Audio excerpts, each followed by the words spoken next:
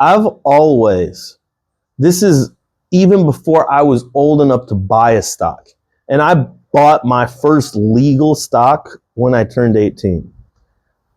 I won't talk about my story of buying a stock before I turned 18. That's for another day. But my first legal stock I purchased was when I was 18 years old. And it was in a retirement account. And I always viewed it as purchasing ownership in the company.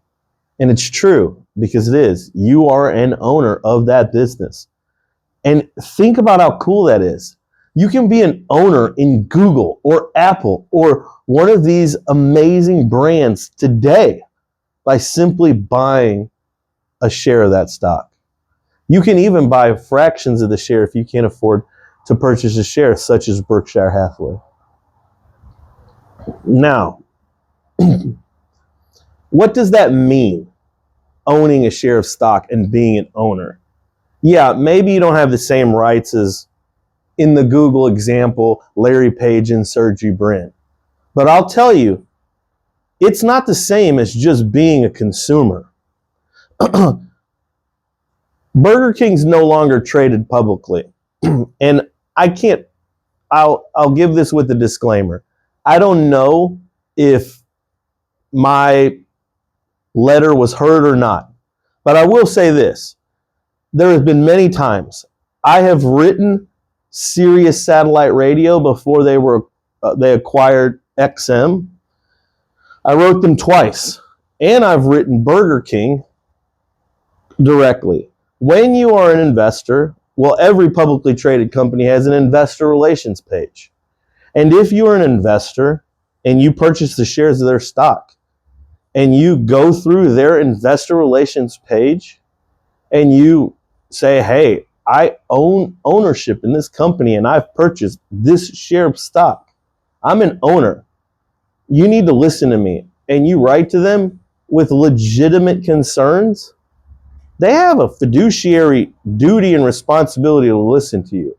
That's not necessarily the same responsibility you have to a consumer who's just complaining.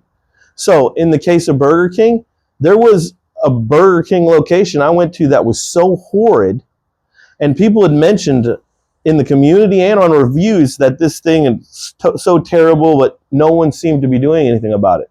I went on, wrote in the investor relations page, look, this thing's so terrible. This is the kind of stuff that would make me not want to invest in this company. Something needs to be done about this immediately. I can't say that that's the reason that this location was shut down within a week. I don't know.